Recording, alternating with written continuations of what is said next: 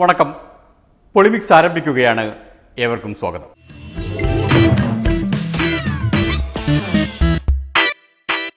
പൊളിമിക്സ് ഒരാശയക്കുഴപ്പത്തിലാണ്, സമ്പൂർണ്ണ ആശയക്കുഴപ്പത്തിൽ. രാഷ്ട്രീയം എവിടെ അവസാനിക്കുന്നു, സിനിമ എവിടെ തുടങ്ങുന്നു, ഇതിനിടയിൽ ജീവിതം എവിടെ നിൽക്കുന്നു എന്നൊന്നും മനസ്സിലാവാത്ത തരം ആശയക്കുഴപ്പത്തിൽ.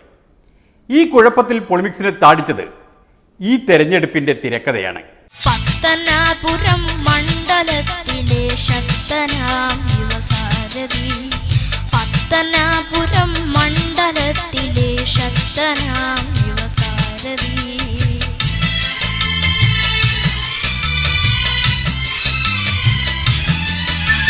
നൽകണം KB ഗണേഷ് കുമാറിനായി നമ്മുടെ വോട്ടുകൾ, നൽകണം KB ഗണേഷ് കുമാറിനായി നമ്മുടെ വോട്ടുകൾ. എന്തു കാര്യവും ചെന്ന് ചൊല്ലിയാൽ കൂടെയുണ്ടാകണ സോദരൻ. ഇതാ മലയാളത്തിന്റെ നടന വിസ്മയം കടന്നു വന്നിരിക്കുന്നു. പത്മശ്രീ ഭരത് മോഹൻലാൽ, തെന്നിന്ത്യൻ സിനിമാ സംവിധായകൻ പ്രിയദർശൻ, ഈ നാടിന്റെ ജനനായകൻ ശ്രീ KB ഗണേഷ് കുമാർ MLA ഇതാ കടന്നു വരികയായി. തെന്നിന്ത്യൻ സംവിധായകൻ ശ്രീ പ്രിയദർശൻ നിങ്ങളെ അഭിവാദ്യം ചെയ്യും. ഇന്നിവിടെ വന്നിരിക്കുന്നത് നിങ്ങൾക്ക് 10-15 വർഷമായി സുപരിചിതനായ നിങ്ങളുടെ സ്വന്തം ഗണേഷ് കുമാറിന് ഒരു വിജയാശംസ അർപ്പിക്കുക എന്നുള്ള ഒരൊറ്റ ജോലിയിലാണ്. ഒരു സഹോദരൻ, ഒരു സഹപ്രവർത്തകൻ, ഒരു സുഹൃത്ത്, ഈ രീതിയിൽ ഉള്ള ഞങ്ങളുമായിട്ടുള്ള ബന്ധം 10-20-25 വർഷത്തെ ബന്ധം കൊണ്ട് അദ്ദേഹത്തിൻ്റെ വിജയം അല്ലെങ്കിൽ അദ്ദേഹത്തിൻ്റെ ഈ കോൺസ്റ്റിറ്റ്യുവൻസിയോടുള്ള അദ്ദേഹത്തിൻ്റെ ആത്മാർത്ഥതയെക്കുറിച്ച് ഞങ്ങൾക്ക് എല്ലാവർക്കും അറിയാം. ഈ നാടിന് അദ്ദേഹം ഇനിയും ചെയ്യാനുള്ള വികസനങ്ങൾക്കും എല്ലാം ഒരു പൂർണ്ണ സപ്പോർട്ട് നിങ്ങൾക്ക് നൽകാനും അദ്ദേഹത്തിന് വിജയിപ്പിക്കണമെന്നും അദ്ദേഹത്തിനോടൊപ്പം നിങ്ങൾ നിൽക്കണമെന്നും പറയാൻ വേണ്ടി മാത്രമാണ് ഞങ്ങൾ വന്നത്. നിങ്ങളെല്ലാം കാത്തിരിക്കുന്ന ശ്രീ മോഹൻലാൽ ബാക്കി കാര്യങ്ങൾ നിങ്ങളോട് പറയും. Thank you. അടുത്തതായി നമ്മുടെ ലാലേട്ടൻ. ഞാനും നിങ്ങളുടെ നാട്ടുകാരനാണ്. ഞാൻ പത്തനംതിട്ടയിൽ ജനിച്ച ആളാണ്.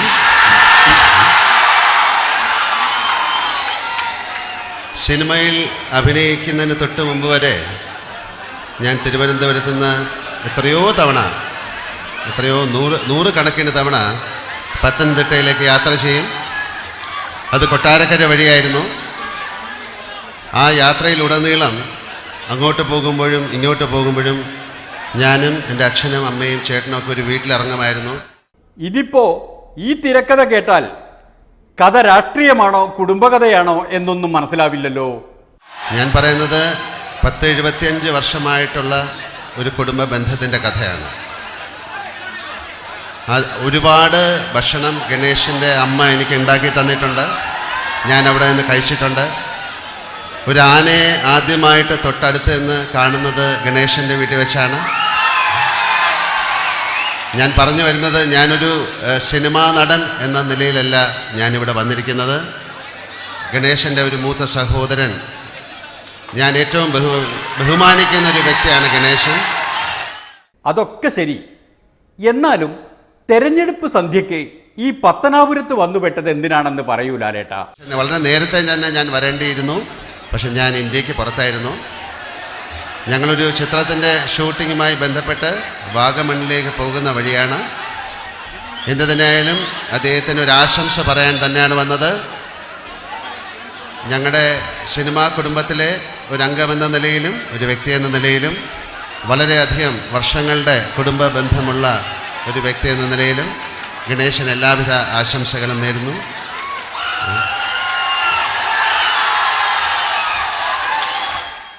വന്ന സ്ഥിതിക്ക് സ്ഥാനാർത്ഥിയുടെ പേരും ചിഹ്നവും പറഞ്ഞ് വോട്ട് ചോദിക്കുക എന്നൊരു ചടങ്ങുണ്ട്.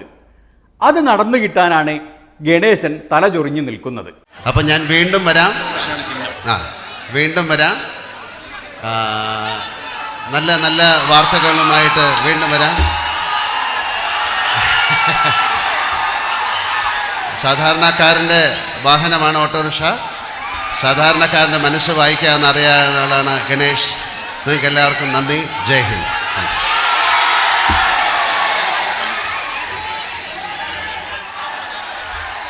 പ്രിയമുള്ളവരെ, എൻ്റെയും നിങ്ങളുടെയും ലാലേട്ടൻ നമ്മെ കാണാൻ നമ്മുടെ നാട്ടിൽ വന്നു. എൻ്റെ ജീവിതത്തിലെ ഏറ്റവും ചാരിതാർത്ഥ്യവും ഏറ്റവും സന്തോഷമുള്ള ദിവസമാണെന്ന്. കാരണം ഞാൻ മലയാള സിനിമയിൽ വന്നിട്ട് 30 കൊല്ലമായി. എന്നെ ആദ്യമായി ഒരു സിനിമയിൽ അഭിനയിക്കാൻ മദ്രാസിലേക്ക് വിമാനത്തിൽ ടിക്കറ്റ് എടുത്തു കൊണ്ടുപോകുന്നത് പ്രിയദർശനാണ്. എൻ്റെ സഹോദരനും എൻ്റെ സുഹൃത്തും. എൻ്റെ അമ്മ എപ്പോഴും പറയും, എടാ നീ പ്രിയ എന്ന് വിളിക്കരുത്, പ്രിയൻ ചേട്ടാ എന്ന് വിളിക്കണമെന്ന് പറയും. അപ്പോൾ പ്രിയൻ എന്നോട് പറയും, നീ എന്നെ ചേട്ടാ എന്ന് വിളിക്കണ്ട, നമ്മൾ കൂടെ ഒരു മുറിയിൽ 10 കൊല്ലം മദ്രാസിൽ ഞാനും പ്രിയൻ ഒരുമിച്ച് താമസിച്ചവരാണ്. ഒരു മുറിയിൽ. എൻ്റെ കൈയക്ഷരം നന്നായി അറിയാവുന്ന ഒരാൾ പ്രിയദർശനാണ്. വേറെ ആർക്കും അതറിയില്ല. ഇപ്പോഴല്ലേ ഈ കഥയുടെ സസ്പെൻസ് പിടികിട്ടിയത്? ഗണേശന്റെ കയ്യക്ഷരം തിരിച്ചറിയാം എന്ന് പറഞ്ഞ് ഒരാൾ ഈ മണ്ഡലത്തിലൂടെ കറങ്ങി നടപ്പുണ്ട്. അദ്ദേഹം കൊണ്ടുവന്ന സ്ഫോടക വസ്തു ആരാണ്, എന്താണ്? ആ സ്ഫോടക വസ്തു ഓരോ ദിവസവും ഓരോ ആരോപണങ്ങൾ ഉന്നയിക്കുന്നു. ആ എഴുതി കൊടുക്കുന്നത് ആരാണ്? എന്റെ സുഹൃത്തിന്റെ കൈപ്പട എനിക്ക് നന്നായിട്ട് അറിയാം. 30 വർഷം ഒരുമിച്ച് പ്രവർത്തിച്ചതല്ലേ സുഹൃത്തെ? ആ കൈപ്പട ഇവിടെ ചെലവാകില്ല സുഹൃത്തെ. ജഗദീഷിന്റെ ദുഷ്ടരൊക്കെ മനസ്സിലായി കാണുമല്ലോ. സരിതയുടെ കത്തെഴുതി കൊടുത്തത് ഗണേശനാണ് എന്നൊരു പ്രചരണം ജഗദീഷ് നടത്തുന്നുണ്ട്. അത് പൊളിക്കാനാണ് തൻ്റെ കൈപ്പട തിരിച്ചറിയുന്നവരെ ഗണേഷ് ജനങ്ങൾക്ക് മുമ്പിൽ ഹാജരാക്കിയത്. ഒരു സിനിമയുടെ ഷൂട്ടിങ് നിർത്തിവെച്ചിട്ടാണ് ഇന്ന് ഈ 2 പ്രതിഭകളും ഇവിടെ എത്തിയതിൽ ഈ നാടിൻ്റെ നന്ദി, നാട്ടുകാരെ നന്ദി, LDFന്റെ നന്ദി. പത്തനാപുരം മണ്ഡലത്തിലെ ശക്തനാം സാരഥി. കലാകാരന്മാർ രംഗം വിട്ടതിനാൽ പൊളിമിക്സ് ഒരു ഇടവേളയിലേക്ക് കടക്കുകയാണ്. അത് കഴിഞ്ഞ് തിരിച്ചു വരുമ്പോൾ ഈ കഥയിൽ ഒരു വഴിത്തിരിവുണ്ടാകും. കാത്തിരിക്കുക.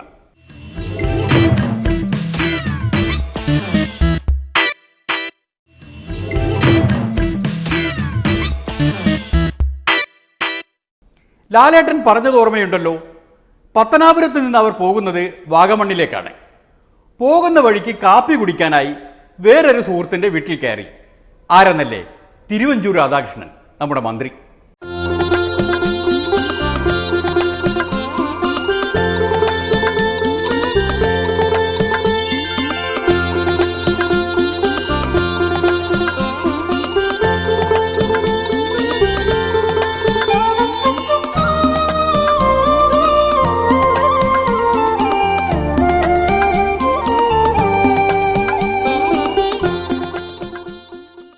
എന്നാൽ ഇതിനിടയിൽ മോഹൻലാലിൻ്റെ പത്തനാപുരം സന്ദർശനം ഒരു സംഘടനയിൽ പൊട്ടിത്തെറിയുണ്ടാക്കി. സിനിമാ താരങ്ങളുടെ സംഘടനയായ അമ്മയിൽ വൈസ് പ്രസിഡന്റായ മോഹൻലാൽ ധാരണ തെറ്റിച്ച് ഗണേശന് വോട്ട് പിടിക്കാൻ പോയി എന്നാരോപിച്ച് സംഘടനയിൽ നിന്ന് ഒരാൾ അങ്ങ് രാജിവെച്ചു. നമ്മുടെ മെമ്പർമാർ സ്ഥാനാർത്ഥികളെ സ്ഥലത്ത് എതിർപ്രചരണത്തിന് ചെല്ലരുത് എന്നൊരു എന്താ പറയുക, അലിഖിത, അതാണ് എൻ്റെ കറക്റ്റ് മലയാളം, അലിഖിത നിയമം. അപ്പോൾ ആ വാക്ക് ശിരസാ വഹിച്ചുകൊണ്ടാണ് ഞങ്ങൾ പ്രചരണത്തിന് പോയത്. അമ്മയുടെ ഞാൻ UDFന് വേണ്ടി ഒരുപാട് സ്ഥലത്ത് പോയ ഒരാളാണ്. അപ്പോൾ പത്തനാപുരത്ത് പോകാതിരുന്നതിൻ്റെ കാരണം അത് തന്നെയാണ്. അപ്പോൾ ഭീമൻ രഘു ആയാലും ശ്രീ ഗണേഷ് ആയാലും ശ്രീ ജഗദീഷ് ആയാലും അവരൊക്കെ ഇതിലെ സഹപ്രവർത്തകർ തന്നെയാണ്. അപ്പോൾ അവർക്കെതിരെ പത്തനാപുരത്ത് ഗണേഷ് കുമാറിന് വേണ്ടി മോഹൻലാലും പ്രിയദർശനും പോയല്ലോ പ്രചാരണം. അല്ല, പ്രിയദർശൻ്റെ കാര്യം നമുക്ക് അറിയേണ്ട കേസില്ല. കാരണം ഈ അമ്മയുടെ ഭാരവാഹിയായ അദ്ദേഹം ഇത്തരം നിർദ്ദേശങ്ങൾ അമ്മയിലെ മെമ്പർമാർക്ക് കൊടുത്തിട്ട് അവിടെ പോയിട്ട് പ്രചരണത്തിന് പോകുന്നുള്ള ഒരു പ്രതിഷേധം, അത്രയേ ഉള്ളൂ. അല്ലാണ്ട് വ്യക്തിപരമായിട്ട് അദ്ദേഹത്തിനോട് പോകാവുന്നതാണ്. പക്ഷെ അത് കുറച്ച് സംഭവങ്ങൾ, കുറച്ച് ചെയ്തികൾ ചെയ്യേണ്ടിയിരുന്നു. ആ സ്ഥാനം രാജിവെച്ചിട്ട് അദ്ദേഹത്തിന് ചെയ്യാമായിരുന്നു. തീർച്ചയായിട്ടും അത് അദ്ദേഹത്തിൻ്റെ വ്യക്തി സ്വാതന്ത്ര്യത്തിനൊന്നും നമുക്ക് കൈയെടുത്തേണ്ട കാര്യമൊന്നുമില്ല. നമുക്ക് അതിനെതിരെ പ്രതികരിക്കേണ്ട കാര്യമില്ല. അദ്ദേഹത്തിന് ഇഷ്ടം എന്ന് പറയാം. പക്ഷേ മറ്റുള്ളവരോട് ആഹ്വാനം ചെയ്തിട്ട് ഒരു ഇരട്ടത്താപ്പ്, അതിനോടുള്ള ഒരു പ്രതിഷേധം കാണിക്കണ്ടേ, അത്രേ ഉള്ളൂ. ഇതാണ് ഈ തിരക്കഥയുടെ കാര്യമായ ഉൾക്കഥ. സിനിമാ താരങ്ങളുടെ സംഘടനയിൽ അലിഖിതമായ ഒരു ധാരണയുണ്ടായിരുന്നുവത്രേ. അതായത് സംഘടനയിൽ അംഗങ്ങളായ താരങ്ങൾ എവിടെയെങ്കിലും മത്സരിക്കുന്നുണ്ടെങ്കിൽ മറ്റംഗങ്ങൾ അവർക്കെതിരെ വോട്ട് പിടിക്കാൻ പോകരുത് എന്ന്. അതു ലംഘിച്ചാണ് മോഹൻലാൽ പത്തനാപുരത്തെത്തിയത്. പത്തനാപുരത്തിൽ പോയി ഗണേശന് വോട്ട് ചോദിക്കുക എന്ന് പറഞ്ഞാൽ അതിനർത്ഥം എതിർ സ്ഥാനാർത്ഥികളായ ജഗദീശനും ഭീമൻ രഘുവിനും എതിരെ വോട്ട് ചോദിക്കുക എന്നുകൂടിയാണല്ലോ. അതിൽ പ്രതിഷേധിച്ചാണ് സലീം കുമാർ സംഘടന വിട്ടത്. ഏതായാലും സലീം കുമാറിനെ അമ്മയിലെ LDFകാർ ബഹിഷ്കരിക്കുമോ എന്നാണ് പൊളിമിക്സിന്റെ പേടി. അതൊക്കെ എളുപ്പമുണ്ടാവും. കാരണം ഇവിടെ എൻ്റെ മുൻഗാമികൾക്കൊക്കെ പലർക്കും സംഭവിച്ചതാണ്. ആദ്യത്തെ ഏരിയൊന്നുമില്ല ഞാൻ. അതൊക്കെ ഉണ്ടാവും. അതിനൊക്കെ യാതൊരു മടിയില്ലാത്ത ആൾക്കാരാണ്. അതൊക്കെ മുൻകൂട്ടി കണ്ടു തന്നെയാണ്. അപ്പോൾ എനിക്കിപ്പോൾ 46 വയസ്സായി. അപ്പോൾ 20 കൊല്ലം ഞാൻ സിനിമയിൽ വന്നിട്ട്, ബാക്കി 26 കൊല്ലം ഞാൻ സിനിമയില്ലാണ്ട് ജീവിച്ചതാണ് സാധാരണ കുടുംബത്തിൽ. അപ്പോൾ ഇനിയൊരു എത്ര കാലം ഉണ്ടെന്ന് ഒന്നും പറയാൻ പറ്റില്ല. അപ്പോൾ അത്രയും ഞാൻ സിനിമയില്ലാതാണ് ജീവിക്കുകയാണെങ്കിൽ അത് ഞാൻ ശിരസാ വഹിച്ചുകൊണ്ട് തന്നെ എടുത്ത തീരുമാനമാണ്. എന്നാലും ഒരു നട്ടല് വളച്ചിട്ട് നിൽക്കാൻ ഞാനില്ല. സിനിമാ മണ്ഡലത്തിലെ സവർണാധിപത്യത്തിനെതിരെ മാത്രമല്ല, താരസംഘടനയിലെ കമ്മ്യൂണിസ്റ്റ് ആധിപത്യത്തിനെതിരെയും പൊരുതാനാണ് സലീം കുമാറിൻ്റെ നിയോഗം. ആ സംഘടനയുടെ നേതാക്കളൊക്കെ കമ്മ്യൂണിസ്റ്റുകാരാണ്. ഇന്നസെന്റ് ആണല്ലോ പ്രസിഡന്റ്. അപ്പം ഇതൊക്കെ വിധിയാണ്. ഞാൻ അമ്മ എന്ന് പറയുന്ന സംഘടനയുടെ പ്രസിഡന്റാണ്. 10-17 വർഷമായിട്ട് പ്രസിഡന്റാണ്. മിസ്റ്റർ മുകേഷ് എന്ന് അദ്ദേഹം അതിൻ്റെ ട്രഷററായിരുന്നു. ഇപ്പോഴും അദ്ദേഹം അമ്മ എന്ന് പറയുന്ന സംഘടനയുടെ പ്രധാന എക്സിക്യൂട്ടീവിൽ അംഗമാണ്. അപ്പം എൻ്റെ ഒരു ഗതികേട് ഞാൻ നിങ്ങളോട് പറയുകയാണ്. ഒരു വീടിൻ്റെ നടുത്തളത്തിൽ നിന്നുകൊണ്ട് ഇങ്ങനെ കാണുമ്പോൾ ഇതൊക്കെ എൻ്റെ സഹോദരന്മാരും സഹോദരിമാരാണ്. നാട്ടിൽ പറഞ്ഞാൽ ഏൽക്കില്ല, അതുകൊണ്ട് പറയാം, ഇയാളത്ര ഗുണമുള്ള ആളല്ല. 17 കൊല്ലം അമ്മയുടെ പ്രസിഡന്റ് സ്ഥാനത്ത് ഇരുന്നു കൊണ്ട് നമുക്കുണ്ടാവില്ല ചില മോഹങ്ങളൊക്കെ. അവിടെ കോടികൾ പണമുള്ള സ്ഥലമാണ്. ഒരു 10 പൈസ എടുക്കാൻ സാധിച്ചിട്ടില്ല എന്നുള്ളതാണ് എൻ്റെ ബുദ്ധിമുട്ട്. ഇയാളിങ്ങനെ നോക്കിയിരിക്കുകയാണ്. എന്തിനാണെന്ന് എനിക്ക് മനസ്സിലാക്കണം. പാവപ്പെട്ടവനായ ഞാൻ കുറച്ച് കാശ് കൊണ്ടുപോയി ഇദ്ദേഹത്തിന് എന്ത് വരാനാണ്? അമ്മയുടെ സെക്രട്ടറി ഇടവേള ബാബുവാണ്. എക്സിക്യൂട്ടീവ് അംഗമായ മുകേഷ് മത്സരിക്കുന്ന കൊല്ലത്ത് ചെന്ന ഇടവേളയിൽ ഈ ബാബു എന്തൊക്കെയാണ് പറഞ്ഞതെന്ന് ഓർമ്മയില്ലേ? നമ്മുടെ സ്വന്തം മുകേഷ് ഇതാ കടന്നു വരികയായി. നിങ്ങളെ നേരിൽ കാണുവാനായി ചുറ്റിക അരിവാൾ നക്ഷത്രമടയാളത്തിൽ. ഏതായാലും ഇത്തവണത്തെ തിരഞ്ഞെടുപ്പിൽ അദ്ദേഹത്തെ കൊല്ലത്ത് തന്നെ സ്ഥാനാർത്ഥിയാക്കി നിർത്തിയത് ഇടതുപക്ഷത്തിനോട് വളരെ നന്ദിയുണ്ട്. മുകേഷ് ചേട്ടൻ 100% ജയിച്ചു എന്നുള്ളത് തന്നെയാണ് എല്ലാവരും. ഇനിയിപ്പോൾ ഏത് വകുപ്പിന്റെ മന്ത്രിയാവണം എന്നുള്ളത് മാത്രമേ. അപ്പം ഞാൻ മുകേഷ് ചേട്ടൻ പറഞ്ഞു അങ്ങനെയാണെങ്കിൽ സംസ്കാരികം തന്നെ ഏറ്റെടുക്കണം. കാരണം നമ്മുടെ ആളായിട്ട് ഇരിക്കട്ടെ. സിനിമയായാലും സീരിയലായാലും റിയാലിറ്റി ഷോ ആയാലും നമ്മുടെ നടന്മാരെല്ലാം ഇപ്പോൾ ഇടവേള കിട്ടുമ്പോൾ കൊല്ലത്തേക്ക് കുതിക്കുകയാണ്. നിഷ്കളങ്കതകൊണ്ട് അഭിനയ മികച്ചലാവണ്യങ്ങളിലേക്ക് ദേശീയ പുരസ്കാരം കൊണ്ടുവന്ന അഭിനയ പ്രതിഭ സുരാക്കും നല്ല ചിന്തയും നല്ല നാമവും കൊണ്ട് മലയാളിയെ നിഷ്കളങ്കതയോടുകൂടി നമ്മുടെ സ്നേഹ അറകളിലേക്ക് നിങ്ങളുടെ ഓരോരുത്തരുടെയും വോട്ടുകൾ അരിവാൾ ചുറ്റിക നക്ഷത്ര ചിഹ്നത്തിൽ രേഖപ്പെടുത്തിക്കൊണ്ട് മുകേഷ് ചേട്ടനെ ഭൂരിപക്ഷം വർദ്ധിപ്പിക്കണമേ എന്ന് മാത്രം അഭ്യർത്ഥിച്ചുകൊണ്ട് മൈക്ക് സുരാജ് വെഞ്ഞാറമൂടിന് കൈമാറുന്നു. പ്രിയപ്പെട്ട സുഹൃത്തുക്കളെ, എനിക്ക് ഏറ്റവും ഇഷ്ടപ്പെട്ട ആ കലാകാരന് നമ്മുടെ കലാകുടുംബത്തിൽ നിന്ന് ഇവിടെ മത്സരിക്കുകയാണ്. അദ്ദേഹത്തിന് വൻ ഭൂരിപക്ഷത്തോടു കൂടി അരിവാൾ ചുറ്റിക നക്ഷത്രം അടയാളത്തിൽ വിജയിപ്പിക്കണമേ എന്ന് അഭ്യർത്ഥിക്കുവാണ്. എല്ലാവർക്കും നന്ദി. ഈ മുകേഷ് ചേട്ടൻ വിജയിക്കുമ്പോൾ, അദ്ദേഹം തിരക്കിലാകുമ്പോൾ അദ്ദേഹത്തിന് സിനിമയിൽ വെച്ചിരിക്കുന്ന വേഷങ്ങൾ കൂടെ തട്ടിയെടുക്കുക എന്ന ഗൂഢ ഉദ്ദേശം സുരാജ് വെഞ്ഞാറമൂടിനുണ്ട് എന്ന് ഞാൻ ഈ അവസരത്തിൽ അറിയിക്കുന്നു. നീ എങ്ങനെയൊന്നും പറയലടേ വിചാരടി. പറയുമ്പോൾ എല്ലാം പറയണമല്ലോ. എല്ലാ താരങ്ങളും LDFകാരല്ല. കൃത്യമായൊരു നിലപാടില്ലാത്ത രാഷ്ട്രീയക്കാരും ആ കൂട്ടത്തിലുണ്ട്. ചെങ്ങന്നൂരിൽ വിഷ്ണുനാഥിന്റെ കൂടെ കണ്ട ജയറാമിനെ പോലെ.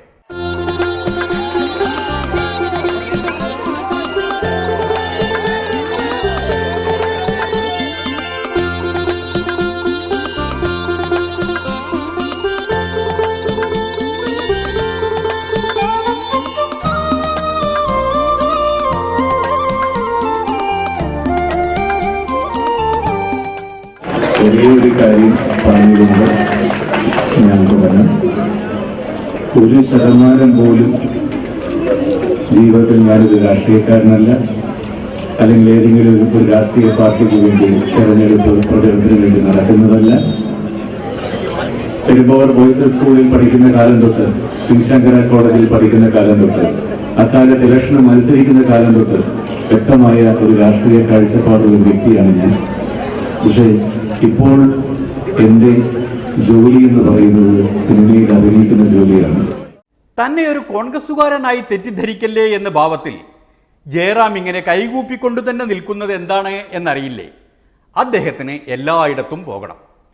NDAക്കാരുടെ വേദിയിൽ കണ്ടിട്ടുണ്ട് കളമശ്ശേരിയിൽ, സാക്ഷാൽ പിണറായി വിജയൻ്റെ വേദിയിൽ ധർമ്മടത്ത് കണ്ടിട്ടുണ്ട്. അങ്ങനെ എല്ലായിടത്തും ജയറാമിന് പോകണം. കാരണം കിട്ടുന്ന വേദിക്കനുസരിച്ച് അഭിനയിക്കുക എന്നതാണ് ജയറാമിൻ്റെ നയം.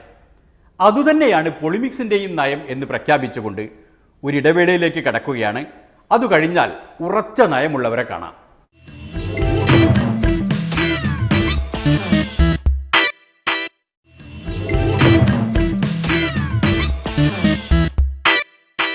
ഉറച്ച നിലപാടുള്ളവർ ഇതാ ഇങ്ങനെയാണ് പ്രത്യക്ഷപ്പെടുക, കയ്യിലൊരു താമരയുമായി.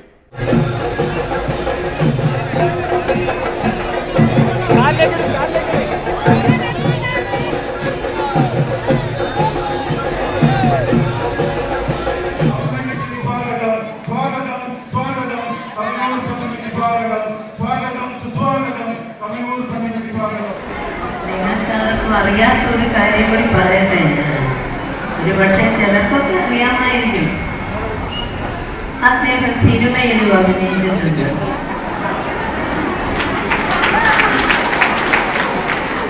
അറിയാമോ?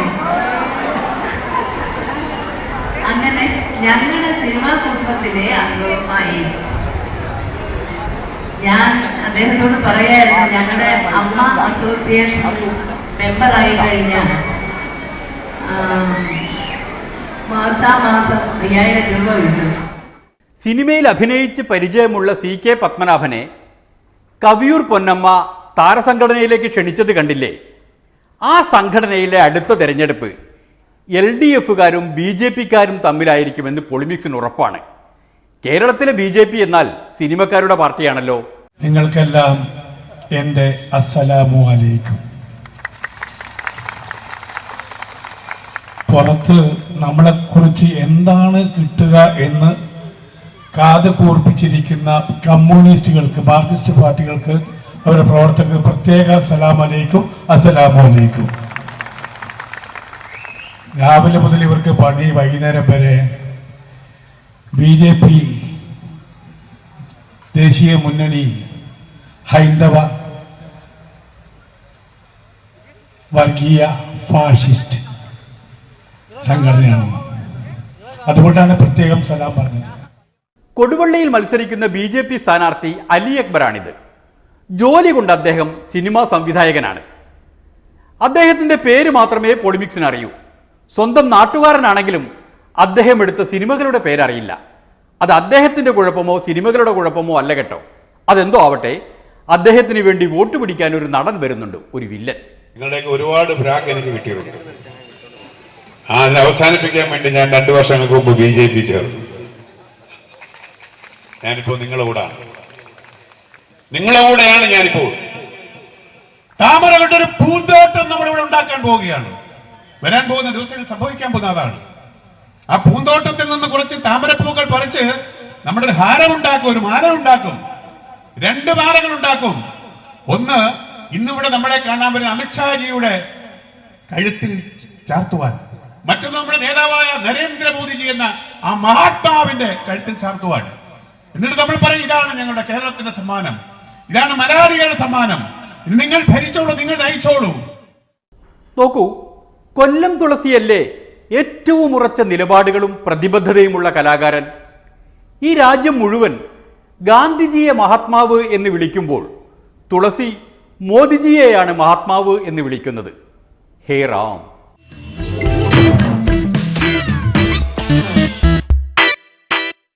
സിനിമക്കാർ വല്ലപ്പോഴുമൊന്ന് രാഷ്ട്രീയത്തിലിറങ്ങുന്നത് ഇത്ര പുകിലുണ്ടാക്കുമെങ്കിൽ രാഷ്ട്രീയക്കാർ ഇടക്കൊന്ന് സിനിമയിൽ കയറുന്നതും കുഴപ്പമല്ലേ? ഞാൻ സിനിമയൊക്കെ എനിക്കിഷ്ടമാണ്. ഞാൻ സിനിമ കാണും. ഒരു സിനിമയിൽ അഭിനയിച്ചിട്ടുണ്ട്, കലാഭവൻ മണിയുടെ കൂടെ. ഒരു ചെറിയ റോളാണ്. സിനിമ കഴിയുമെങ്കിൽ തിരുവനന്തപുരത്ത് പോയ സിനിമ കാണും. ഞാനൊരു കലാഹൃദയമുള്ള ആളാണ്, മനസ്സിലായില്ലേ? ഞാനൊരു കർക്കശക്കാരനൊന്നുമല്ല. അത് എന്നെ അടുത്തറിയാവുന്നവർക്കറിയാം. അകന്ന് നിന്ന് നോക്കുമ്പോൾ ഞാൻ കറുത്തതാണ് മനസ്സിലായില്ലേ? അപ്പം ഒരു കർക്കശക്കാരനാണെന്ന് തോന്നുന്നു. പക്ഷേ ഈ ശരീരം കറുത്തിരിക്കുന്നതിലും എൻ്റെ ഉള്ള് പാല് പോലാണ്, മനസ്സ് വെളുത്തതാണ്. ചിലർ ശരീരം വെളുത്തിരിക്കും, ഉള്ള് കറുത്തതാണ്. അതാണ് എം മണി. അത് ആ ടൈപ്പിൽ പെടുന്ന ആളല്ല. നേരെ വാ നേരെ പോക്കാണ്. ഇഷ്ടപ്പെട്ട ഒരു ഹീറോ രജനീകാന്ത് ആണെന്ന് അങ്ങനൊന്നുമില്ല. എനിക്ക് എല്ലാ നടന്മാരെയും ഇഷ്ടമാണ്. മമ്മൂട്ടീനെയാണ് ഏറ്റവും ഇഷ്ടം, മോഹൻലാലിനെ ഇഷ്ടമാണ്, പുതിയ താരങ്ങളെ ഇഷ്ടമാണ്, പിന്നെ തമിഴ് നടന്മാരെ ഇഷ്ടമാണ്. ശിവാജി ഗണേശനെയായിരുന്നു ഏറ്റവും ഇഷ്ടം. എം ജി രാമേന്ദ്രനെ ഇഷ്ടമാണ്. ഇപ്പോഴത്തെ രജനീകാന്തിനെ ഇഷ്ടമാണ്. വിജയെ ഇഷ്ടമാണ്. എല്ലാവരെയും ഇഷ്ടമാണ്. കലാകാരന്മാരെ എല്ലാം ഇഷ്ടമാണ്. അതൊക്കെ നമ്മൾ കാണും. ഞാൻ തിരുവനന്തപുരത്ത് പോകുമ്പോഴല്ലേ കാണുന്നത്. അവിടെ കമ്മിറ്റിയുടെ തിരക്കല്ലേ ഉള്ളൂ. അത് കഴിഞ്ഞാൽ പിന്നെ സിനിമ കാണാമല്ലോ, സെക്കൻഡ് ഷോ കാണും. അപ്പോൾ എപ്പോഴും സിനിമ കാണും. ഇനിയിപ്പോൾ ജയിച്ച് MLA ആയി തിരുവനന്തപുരത്ത് ചെന്നാൽ മണിയാശാന് ഇഷ്ടംപോലെ സിനിമ കാണാമല്ലോ. അതുപോട്ടെ, മണിയാശാൻ പേര് പറഞ്ഞപ്പോഴാണ് മറ്റൊരു മഹാതാരത്തെ ഇവിടെയൊന്നും കണ്ടില്ലല്ലോ എന്ന് ഓർമ്മ വന്നത്. വെറും താരമല്ല, താരസംഘടനയുടെ ജനറൽ സെക്രട്ടറി. അദ്ദേഹത്തിന് പക്ഷേ ഈ കക്ഷി രാഷ്ട്രീയത്തിലൊന്നും താല്പര്യമില്ല. അദ്ദേഹത്തിൻ്റെ താല്പര്യ മേഖല വേറെയാണ്.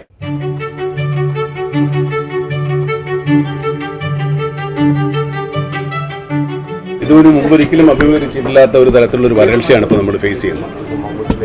നമ്മൾ വളരെ അർജൻറ്റായിട്ട് ഒരു യുദ്ധകാലാടിസ്ഥാനത്തിൽ എന്തെങ്കിലും റിലീഫ് പ്രവർത്തനങ്ങൾ ആരംഭിച്ചില്ലെങ്കിൽ നമ്മളിത് ഭീകരമായിട്ട് വരും. അതുകൊണ്ട് അതിനെന്തെങ്കിലും ഒരു പ്രവർത്തനം ആരംഭിക്കാൻ ഞാൻ മുൻകൈ എടുക്കാൻ തയ്യാറാണെന്നത് CM-നെ അറിയിക്കാമെന്നാണ്.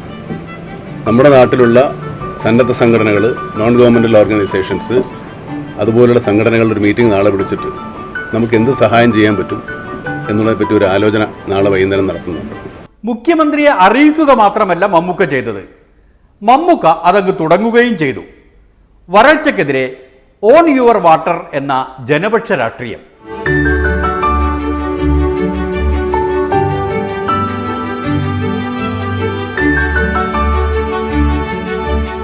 ഇപ്പോൾ ജലക്ഷാമം നേരിടുന്ന പ്രദേശങ്ങളിലും പൊതുസ്ഥലങ്ങളിലും ആവശ്യത്തിന് കുടിക്കാനുള്ള വെള്ളമെങ്കിലും എത്തിച്ചു കൊടുക്കാനുള്ള ശ്രമങ്ങൾ ആരംഭിച്ചിരിക്കുകയാണ്.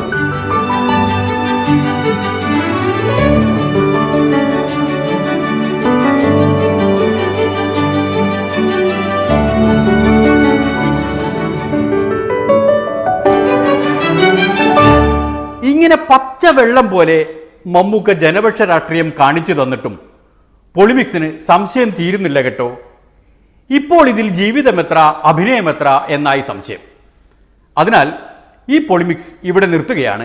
ഇനി 2 ദിവസം ഇങ്ങോട്ട് വരില്ല. ആലോചിച്ചുറപ്പിച്ച് സംശയങ്ങളെല്ലാം തീർത്തിട്ട് തിരിച്ചു വരാം. അതുവരെ നന്ദി, നമസ്കാരം.